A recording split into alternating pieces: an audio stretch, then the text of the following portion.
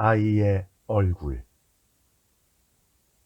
고등학교 때 같은 반이었던 친구가 아기를 죽였다. 얼마 지나지 않아 다른 친구가 아기를 죽였고 또 다른 친구가 자기 아이를 살해했다. 고등학교 시절 아버지는 밖에서 여자를 만들었고 어머니는 낮부터 술을 퍼마시는 등 내 가정 환경은 최악이었다. 나는 마음이 피폐해져서 어른들을 증오하며 불량한 아이들과 어울렸다. 당시 내 친구들 중에는 좀도둑질과 폭력으로 징계를 받은 아이도 있었다. 나는 그중 몇몇 여자아이들과 특히 자주 어울려 다녔다. 와타나베 게이코, 오카무라 가스미, 후지야마 유키에 이렇게 3명이다. 그들이 각자 자기 아이를 죽인 것이다. 와타나베 게이코는 돌도 되지 않은 딸을 욕조에 빠뜨렸다고 한다. 오카무라 가스미는 생후 3개월 된 아들을 목졸라 죽이고 쓰레기 봉투에 넣어 타는 쓰레기를 내놓는 날에 버리려고 했다. 후지야마 유키에는 10개월 된 아기를 맨션 베란다에서 내동댕이 치듯이 땅에 던지고 자기도 뛰어내렸다. 아기는 숨을 거뒀지만 본인은 정작 목숨을 건졌다고 한다. 육아 우울증이었을 것이라고 다들 말한다. 고등학교를 졸업한 후로 서로 연락하지 않았기 때문에 경찰은 연관성을 찾지 못해서 각각 개별 사건으로 처리했다. 나도 고등학교를 졸업하고 도쿄에서 자취를 시작하자마자 그들과 거리를 두었다. 그 셋이 결혼해서 아기를 낳은 것조차도 알지 못했다. 그들이 무슨 사건을 일으켰는지는 도쿄에서 우연히 마주친 지인에게 들었다. 학창 시절을 함께 보낸 사이다. 그럼 그들을 걱정해 주어야 할까? 연락을 주고받으며 고민을 들어주었다면 이런 참사는 없지 않았을까? 하지만 마음이 내키지 않았다. 나는 그 시절의 내가 싫다. 반항심만을 에너지로 삼아 헛돌던 끝에 큰 죄를 저지르고 말았으니까. 당시 살던 곳은 덤프트럭이 흙먼지를 일으키며 하천 공사 현장을 오가고 불량아들이 자재보관소에서 담배나 피우는 그야말로 살풍경하고 아무것도 없는 동네였다. 폐쇄감으로 가득한 막다른 길 같은 곳이었다.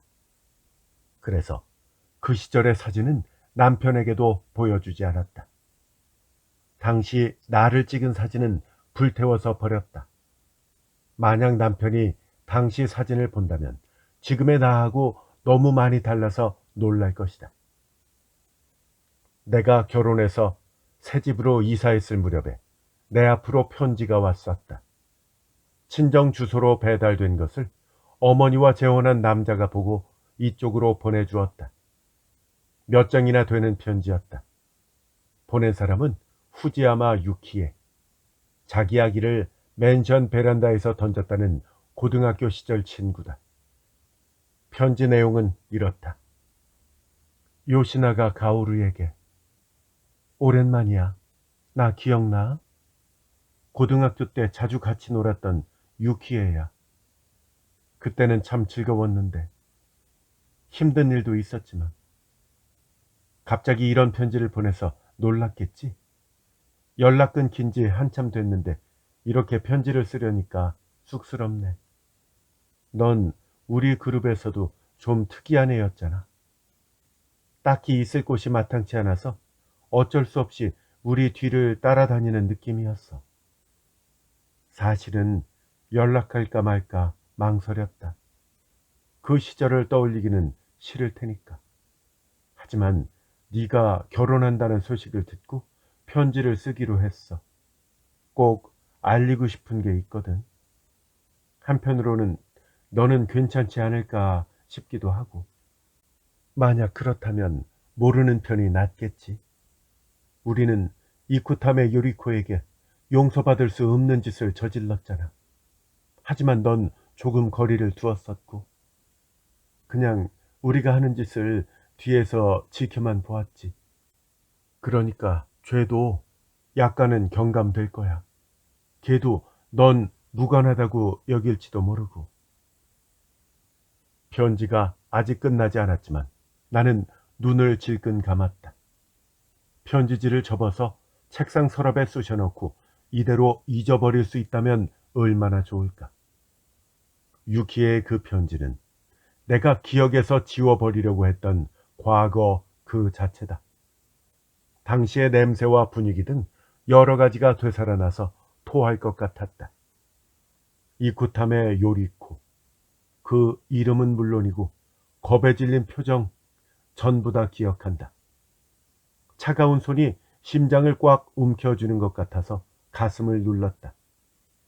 애원하는 듯한 그 아이의 눈빛이 머릿속에 자꾸 어른거려서 고등학교를 졸업하자마자 신칸산에 올라탔다. 요리코와 얽힌 모든 것에서 달아나려고 도쿄로 상경한 셈이다. 요리코는 표정이 어두운 여학생이었다. 집이 유복하지 않았을 것이다. 교복은 늘 구깃구깃하고 군데군데 얼룩이 져서 반아이들에게 웃음거리였다. 와타나베 게이코, 오카무라 가스미, 후지야마 유키에는 그런 요리코를 심심풀이로 점찍었다. 나도 무관하지는 않았다. 사이좋게 지냈던 세 사람과 함께 행동하다 보면 그 현장에 있을 수밖에 없었던 것이다. 이쿠탐의 요리코, 눈 밑에 점이 3개 있었고 입술은 얇았으며 뭔가를 명령하면 딱딱하게 굳은 표정을 지었다. 어른에게 느낀 혐오와 짜증의 반작용이었을까. 요리코처럼 연약한 여학생을 보면 나도 뭔가 가학적인 충동이 들기는 했다. 어느 날 성격이 특히 드센 와타나베 케이코가 여자 화장실로 요리코를 불러내서 우리 보고 붙잡으라고 했다. 케이코는 평소에 거스를 수 없는 분위기를 풍겼다. 그녀의 남자친구가 동네에서 힘께나 쓴다는 양아치였기 때문이다. 케이코는 우리에게 요리코의 교복을 더럽히라고 명령했다. 아마도 우리 모두를 공범으로 삼고 싶었던 것일지도 모른다. 앞으로의 관계를 고려해서 나는 요리코에게 걸레빤물을 끼얹었다. 여자 화장실 바닥에 주저앉아 흠뻑 젖은 몸으로 애원하듯이 나를 쳐다보던 그 아이가 기억난다. 그로부터 몇 달이 지나 겨울이 되었다. 요리코는 무단결석했고 칼로 손목을 긋는 등 자해를 한다는 소문이 도는가 싶더니 그 다음 주에 장례식을 치렀다. 종이로 접은 다양한 동물이 그녀의 관 옆에 놓였다. 요리코의 어머니 말로는 종이 접기가 딸의 유일한 취미였다고 한다. 사인은 자살, 자기 방에서 목을 맸다. 우리는 당황해서 겁을 먹었지만 허세를 부렸다. 오카무라 가스미는 요리코가 죽었다는 소식을 듣고 웃었다. 가스미는 원래 그런 애였다. 더구나 아버지가 학교에 영향력이 있는 사람이라서 왕따 때문에 딸이 죽었다는 유족의 주장은 묵살되고 말았다. 우리에게 벌을 주는 교사는 없었다. 우리 인생은 보호받았다.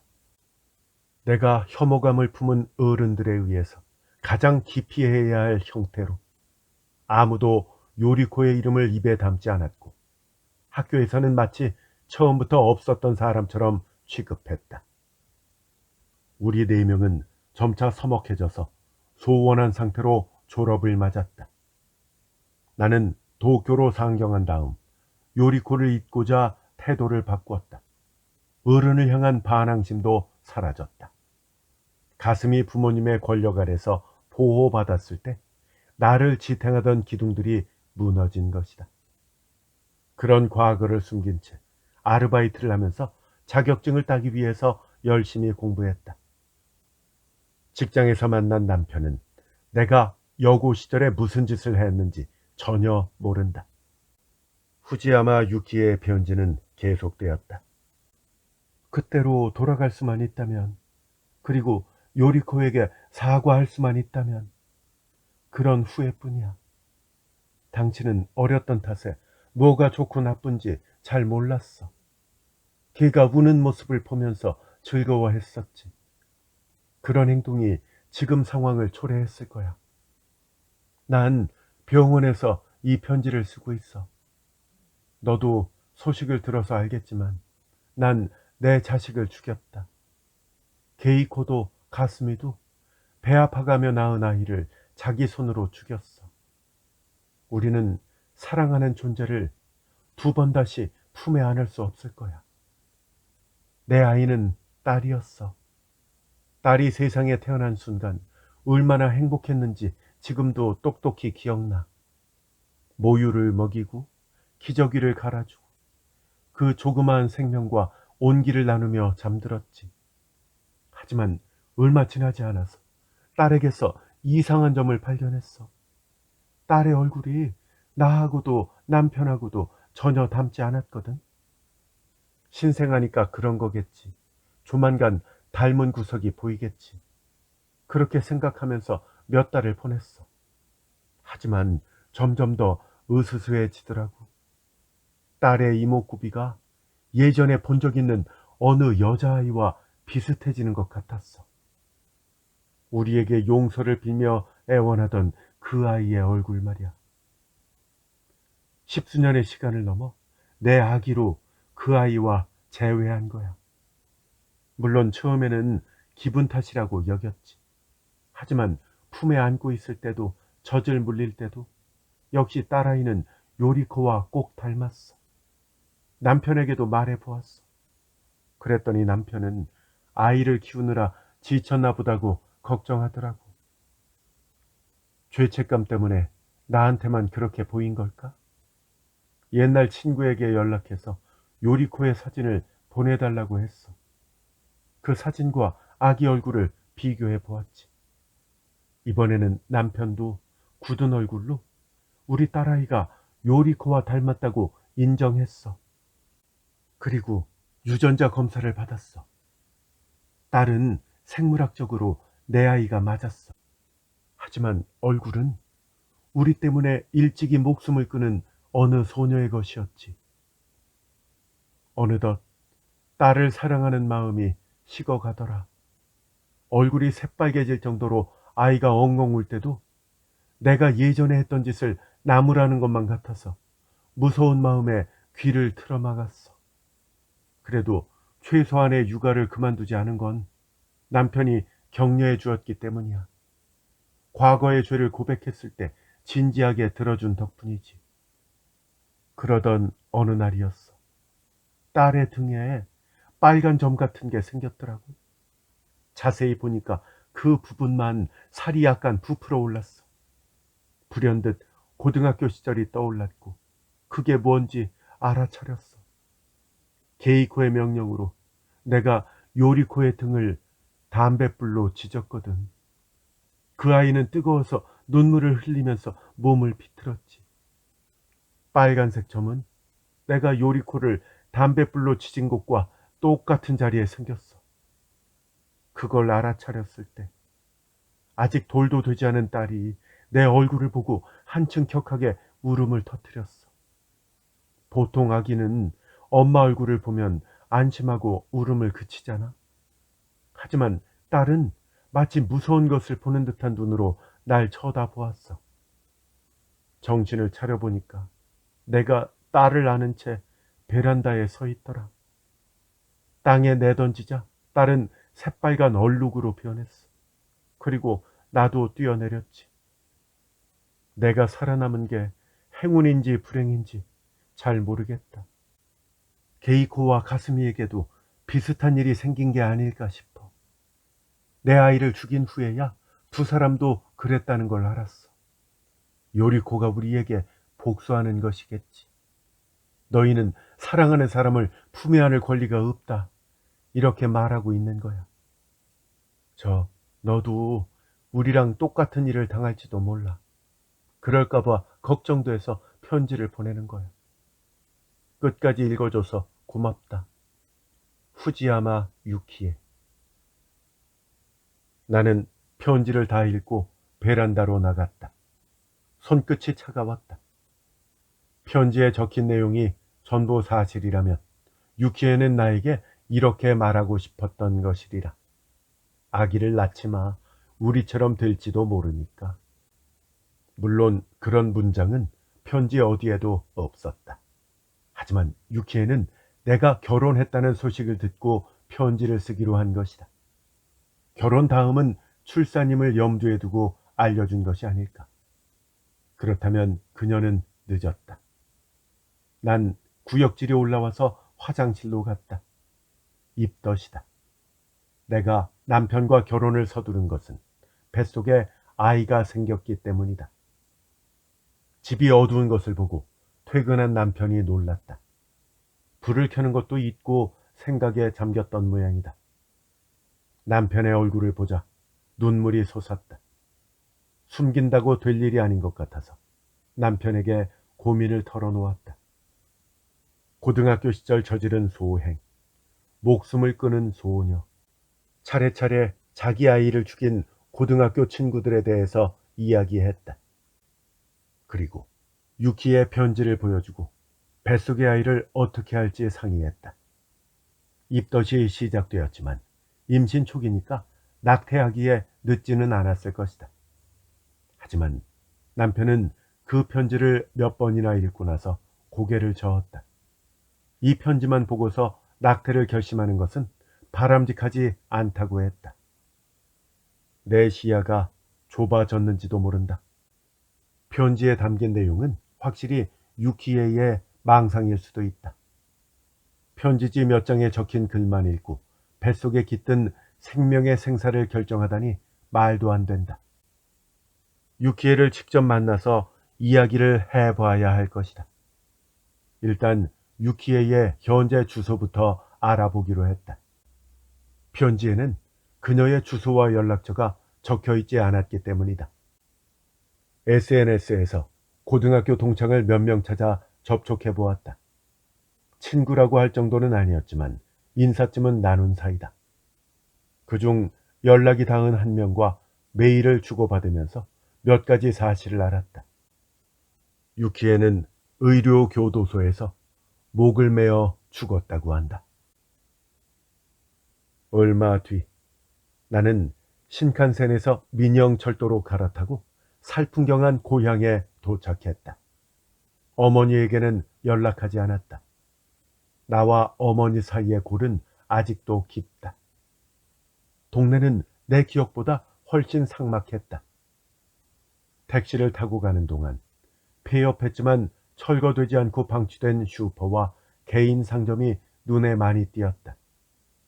고등학교 때 친구들과 좀도둑질을 했던 문방구는 아직 남아 있었다.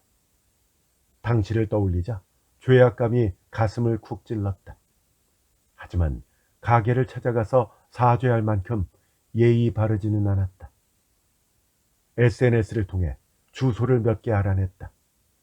택시로 그 주소를 하나씩 돌아볼 생각이었다. 편지를 보낸 유키에의 본가뿐이 아니다. 게이코와 가스미의 본가도 어디인지 찾아냈다.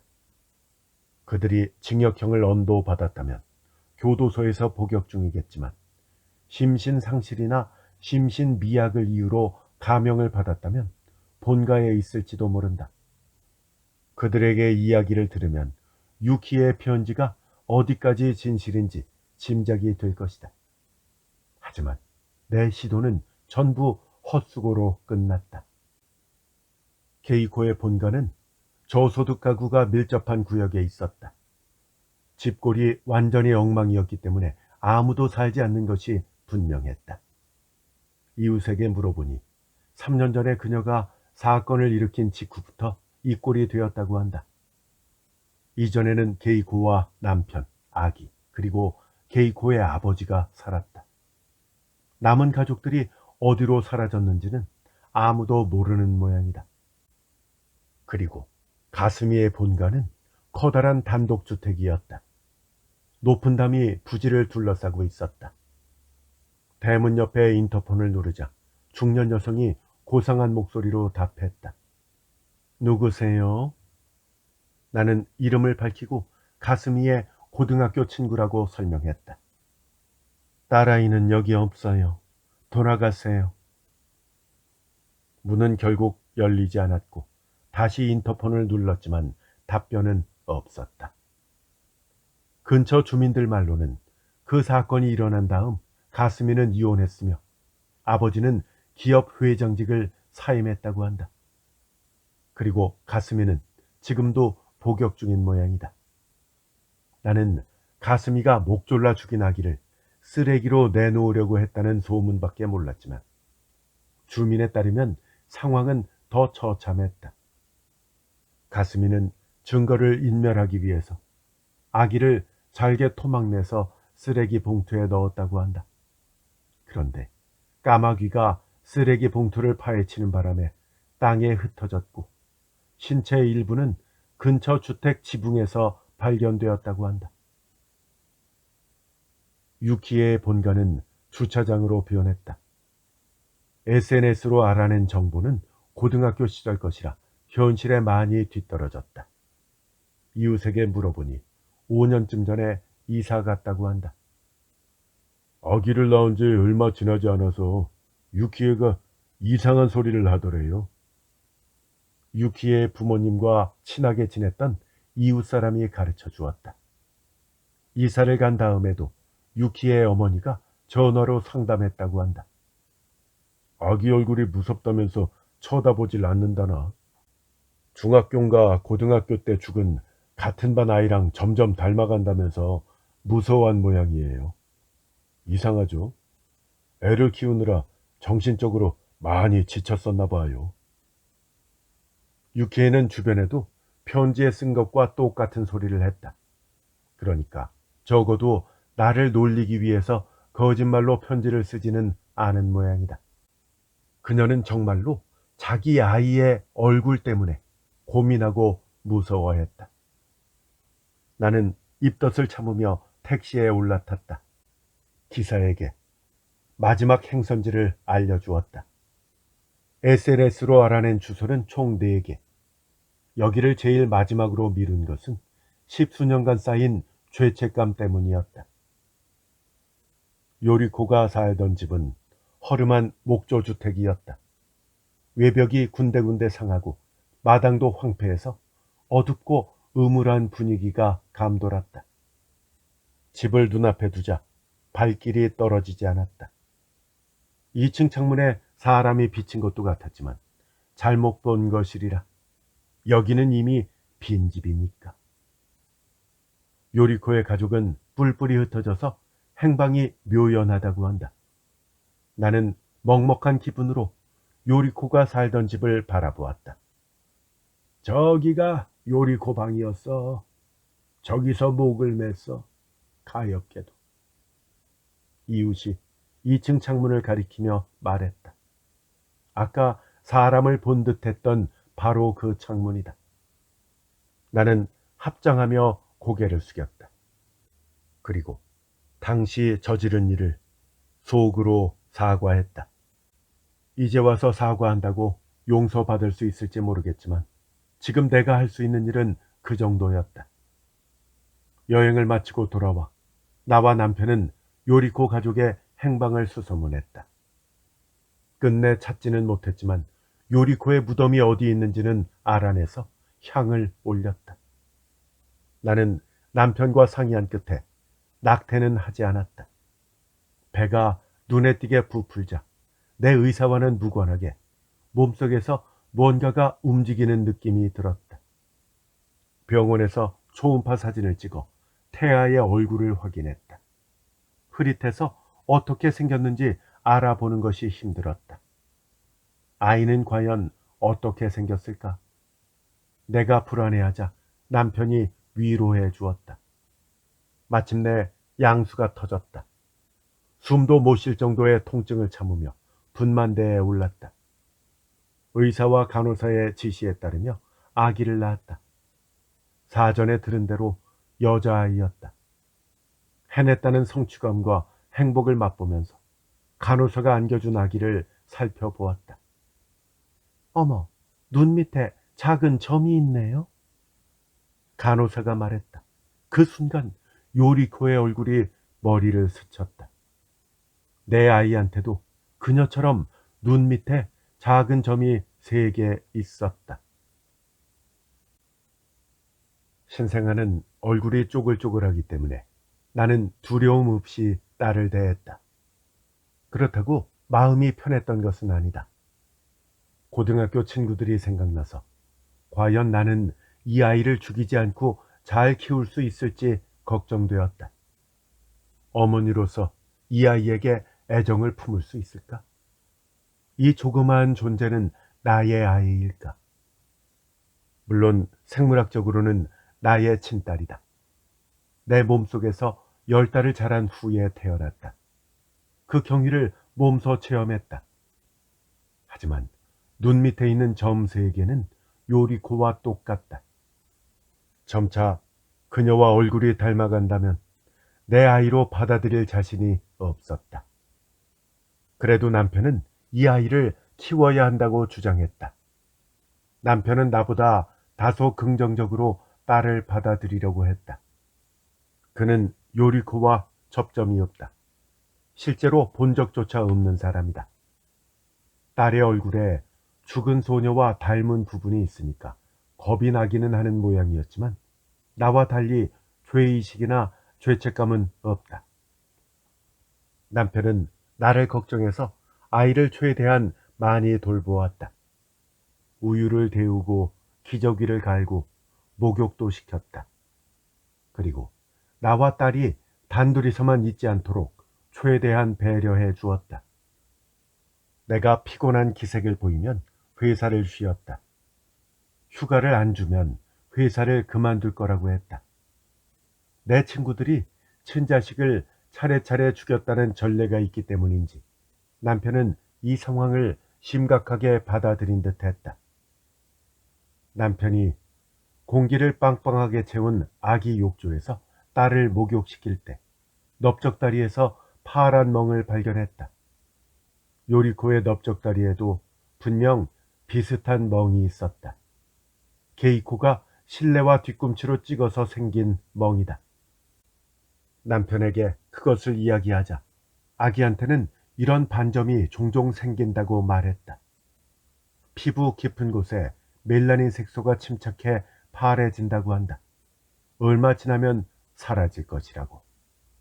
하지만 그 멍은 아무리 시간이 흘러도 사라지지 않았다. 생후 1달이 지나자 딸은 생김새가 뚜렷해졌다. 눈과 코가 우리 부부와 하나도 닮지 않았다. 딸의 얼굴과 요리코의 얼굴을 머릿속으로 겹쳐보았다. 요리코의 사진은 한 장도 가지고 있지 않았지만 그녀의 얼굴은 잊을 수 없이 아픈 기억으로 남아있다. 역시 내 딸은 요리코를 쏙 빼닮았다. 이 작은 존재는 내 몸에서 태어났지만 영혼은 우리를 원망하며 죽은 소녀가 틀림없다. 요리코가 죽으면서 영혼을 몇 조각으로 나눠서 증오하던 상대의 몸에 심은 것은 아닐까. 딸이 무서웠다. 남편과 상의하는 횟수가 늘었다. 딸에게 젖을 물리기도 했지만 어느 순간 고등학생인 요리코가 내 가슴을 빠는 것처럼 보여서 비명을 지르며 떼어놓았다. 애정을 쏟아야 할 딸을 정체 모를 무언가로 느꼈다. 아이와 한 방에 있기도 싫다. 남에게 주자.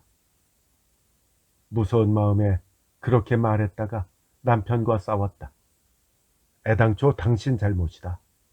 고등학교 때 한 소녀한테 상처를 주어서 죽음으로 몰아넣은 탓이 아니냐. 태어난 아기가 무슨 죄냐. 남편은 그렇게 나를 질책했다. 싸우고 나면 딸을 죽이고 싶었다. 이 아이가 태어나기 전에는 부부 금실이 좋았다. 남편이 내게 매정한 소리를 퍼붓는 것은 다 딸 때문이라는 마음이 가시지 않았다. 남편이 야근에서 빠지지 못한 어느 날, 나 혼자서 딸을 목욕시켰다. 아기 욕조에 미지근한 물을 채우고 조심스레 딸을 담갔다. 몸을 씻기면서 문득 이대로 물속에 가라앉히면 어떨까 싶었다. 게이코가 그랬듯이 살짝 손을 놓고 가만히 놔두면 된다. 울음소리도 금방 잦아들 것이다. 그렇게 하면 지금 이 상황에서 해방될 수 있다. 이것은 매력적인 발상 같았다. 이것만 없으면, 이딴 것만 태어나지 않았다면, 그때 딸이 여자 화장실에서 우리에게 애원하던 요리코로 보였다. 그 아이는 우리가 뭘 어쩌든 전혀 저항하지 않고 자기 운명을 받아들였다. 체념한 듯이 힘없이 광채를 잃은 눈이 이 세상은 고통으로 가득하다는 사실을 우리에게 가르쳐 주었다. 허둥지둥 딸을 아기 욕조에서 들어올려 옷으로 감쌌다. 위험했다. 나는 눈을 감고 딸을 끌어안았다. 딸이 품속에서 움찔움찔 움직이는 것이 느껴졌다. 이성으로 공포를 눌렀다. 아이를 죽이는 건 잘못이라고 스스로 타일렀다. 이 아이에게 깃든 영혼이 설령 요리코라고 해도, 아니, 그렇기 때문에 더욱더 죽이는 것은 잘못이다. 케이코도 가스미도 그리고 유키에도 잘못된 선택을 했다. 요리코에게 캥기는 구석이 있었기 때문에 세 사람은 자기 아기를 해치고 말았다. 나는 같은 실수를 저질러서는 안 된다. 아기를 죽인다면 고등학교 때 요리코에게 했던 몹쓸 짓을 되풀이하는 셈이다. 요리코한테 진심으로 사과할 마음이 있다면 다른 선택지를 찾아야 한다. 요리코는 무슨 생각을 하면서 목을 맬 끈을 준비했을까? 그 아이는 왜 우리의 아이로 태어났을까? 이것은 그 아이의 복수일까? 우리가 애정을 쏟을 대상에게 깃들어 사랑을 빼앗고 우리 마음을 죽이려는 것일까? 아니면 그저 순수하게 좀 더 살고 싶었던 것일까? 우리의 아이로 태어날지언정 이 세상에 좀 더 머무르고 싶었던 것은 아닐까? 아니면 우리에게 재출발할 기회를 준 것일까? 정신과 의사와 상담하고 약의 도움을 받으며 1년을 보냈다. 딸이 무사히 생일을 맞자 남편은 안도했다. 내 친구들의 아이들은 생일을 맞이하기 전에 죽었기 때문이다. 딸과 적당히 거리를 두어야 안정감이 생기는 것을 깨닫고 베이비시터를 고용해 육아를 맡겼다. 거기에 지출하는 비용은 아끼지 않았다. 대신 다른 부분에서 검소하게 생활하면서 갖고 싶은 것을 참았다. 머리가 길자 딸은 더욱더 이쿠탐의 요리코와 닮았다. 머리카락과 눈썹 모양 등 우리 부부와 아무데도 닮지 않았다. 이대로 무사히 자라서 요리코가 목숨을 끊은 나이에 가까워지면 더욱 비슷해질 것이다. 거의 동일 인물처럼. 그때 나는 과연 평정을 유지할 수 있을까? 그렇게 되면 죽은 사람과 함께 사는 것과 마찬가지일 것이다. 나와 딸 사이에는 항상 긴장이 감돌았다. 우리는 서로에게 겁을 먹은 듯이 위축되어 최소한만 살이 닿도록 했다. 딸이 남편을 잘 따르는 것도 당연하다면 당연한 일이었다. 42살이 되자 딸은 말이 늘었다. 엄마, 더러운 물 부었어. 어느 날 딸이 그런 소리를 했다. 부었어, 더러운 물. 안 그랬잖아. 그렇지? 그랬어. 엄마, 무서워. 지피는 일이 있다. 고등학생 때 요리코에게 걸레빤물을 끼얹었었다. 내가 예전에 한 짓을 딸이 아는 것이다. 나의 얼굴이 굳는 것을 느꼈다. 그렇구나. 미안해. 엄마가 잘못했어. 이제 그런 짓 안 할게. 그러니까 무서워하지 않아도 돼. 내가 이렇게 말했지만 딸은 경계하듯이 나를 쳐다보았다. 그 후로 나는 낮부터 술을 마시게 되었다. 일찍이 내 어머니가 그랬듯이. 술 냄새를 풍기자 남편은 나와 거리를 두었다. 언젠가 남편이 딸을 데리고 집을 나가면 어쩌나 싶었다. 슬픈 일이지만 그러면 마음은 평정을 되찾을지도 모른다. 딸은 종이를 접으며 놀기 시작했다. 2살답지 않게 야무지게 손을 놀려 코끼리와 사자를 만들었다. 아무도 접는 법을 가르쳐주지 않았는데. 그러고 보니 요리코도 생전에 종이 접기가 취미였다는 생각이 났다. 그 아이의 관 옆에는 종이로 접은 동물들이 놓여 있었다. 그 동물들의 배웅을 받으면서 요리코는 저 세상으로 떠났다. 그리고 지금 이렇게 돌아와서 내 딸이 되었다. 딸을 겁내는 한편 엄마로서 사랑하고자 노력했다. 하지만 참으로 어려웠다. 엄마라면 보통 잠든 자식의 얼굴을 보았을 때 사랑스럽다는 감정이 샘솟을 것이다. 하지만 나는 잠든 딸의 얼굴을 보아도 왜 요리코가 내 집에 있느냐는 이질감을 먼저 느꼈다. 술독에 빠져 지내자 남편과 거리가 생긴 것과는 반대로 어머니와는 가까워졌다. 중고등학생 때는 술에 절어 사는 어머니에게 화가 나서 이런 어른만은 되지 말기로 마음 먹었기 때문에 싸움이 끊이지 않았었다. 하지만 지금 낮부터 취한 머리로 어머니를 생각하자 몹시 보고 싶어졌다. 큰 마음 먹고 전화를 걸자 어머니도 맥주를 마시고 있었던 듯 이야기꽃이 피었다. 넌 아이를 죽이면 안 돼. 전화 저편에서 어머니가 말했다. 난 몹쓸 엄마이긴 했지만 폭력을 휘두른 적은 없잖니. 대신에 아이를 거의 방임했었다. 다음에 아기 보러 가도 될까? 알았어, 와. 하지만 나랑 하나도 안 닮았어. 널 안 닮았으니까 다행이지. 즉, 나랑도 안 닮았다는 뜻이니까. 캔 맥주를 꿀꺽꿀꺽 마시는 소리가 들렸다. 10대 시절이었다면 화가 나서 전화를 끊었을지도 모른다. 내가 엄마를 쏙 빼닮았다고 생각하는구나. 나랑 판박이로 생긴 딸이 경멸하는 눈으로 쳐다보는 게 어찌나 싫던지. 엄마, 미안해. 근데 너 무슨 일 있냐? 좀 이상한데? 갑자기 전화를 다 하고 말이야. 어머니는 내게 애정을 품은 적이 있을까? 어머니가 나를 사랑했다면 나도 중고등학생 때 엇나가지 않고 똑바로 살지 않았을까? 하지만 어머니에게도 자기 인생이 있고 사랑하는 사람에게 배신당해 자포자기한 상태였는지도 모른다. 지금은 그렇게 받아들일 수 있다. 널 대하는 건 쉽지는 않았다. 하지만 그때 비하면 지금은 부드러워져서 이야기하기가 편하네. 엄마, 고마워. 내 생각도 그래. 어머니가 놀러 올지도 모르겠다고 저녁에 알리자 남편은 의외라는 표정을 지었다. 나와 어머니의 관계를 남편도 안다. 우리 딸을 보고 싶어하는 모양이라고 설명하자 손녀니까 하고 남편이 중얼거렸다. 하지만 며칠 후 나는 사고를 당했다.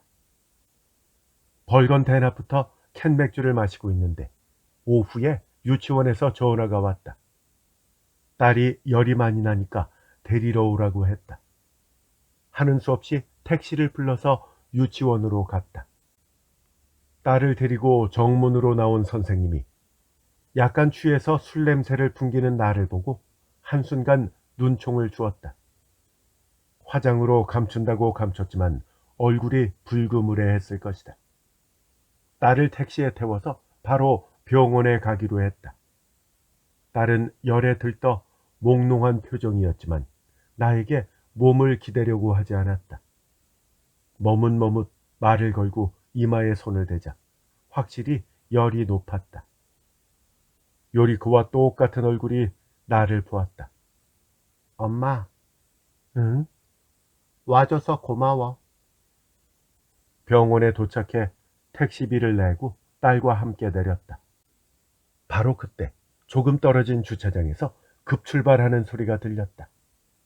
고개를 돌리자 고령자 운전 마크가 붙은 경승용차가 심상치 않은 속도로 후진해서 다가왔다. 타이어가 연석을 풀썩 넘었다. 나중에 들은 바로는 실수로 브레이크 대신에 엑셀을 밟았다고 한다. 경승용차 뒤 범퍼가 딸과 충돌하려고 했다. 나도 모르게 앞으로 나서면서 딸을 밀쳐냈다. 병원에서 눈을 떴을 때 여기가 어딘지 무슨 일이 생긴 건지 파악하는 데 시간이 걸렸다. 뼈가 몇 군데나 부러져서 몸도 일으키지 못하고 그저 끙끙 앓기만 했다. 사고가 난 순간의 기억이 되살아나자 간호사를 불러서 딸이 무사한지 물었다. 딸에게는 긁힌 상처 하나 없다는 설명을 듣고 안도했다. 그리고 안도감이 솟았다는 사실에 두 손으로 얼굴을 덮고 울었다. 사고가 발생했을 때 나는 취한 상태였다. 워낙 느닷없는 일이라서 머리도 제대로 돌아가지 않았다. 그런데도 몸을 날려서 딸을 구한 것이다. 딸이 다치지 않은 것을 알고 가슴을 쓸어내렸다. 그게 자랑스러워서 또 울었다. 딸에게 애정을 품지 못할 것이라고 믿었었다. 하지만 함께 살면서 엄마로서 딸을 사랑하는 마음이 싹텄는지도 모른다. 딸이 남편 손을 잡고 병실로 들어왔다. 엄마, 괜찮아? 이쿠타메 요리코와 꼭 닮은 딸이 걱정스러운 표정으로 침대에 다가왔다. 엄만 괜찮아. 네가 안 다쳐서 다행이다. 정말로. 그것은 진심이었다. 딸의 앞머리를 손가락으로 넘기고 얼굴 윤곽을 따라 쓸어내렸다. 나는 며칠 동안 잠들어 있었고 그 사이 딸은 열이 내렸다. 딸은 간지럽다는 표정을 지었다. 요리코. 그렇게 부르자 딸은 고개를 갸웃거렸다. 요리코, 평생 너한테 애정을 쏟을게. 가엾게도 다른 세 사람은 그러지 못했지만 내가 걔들 목까지 널 사랑할게. 딸은 놀란 듯한 표정을 지었다가 눈을 가늘게 뜨고 고개를 끄덕거렸다.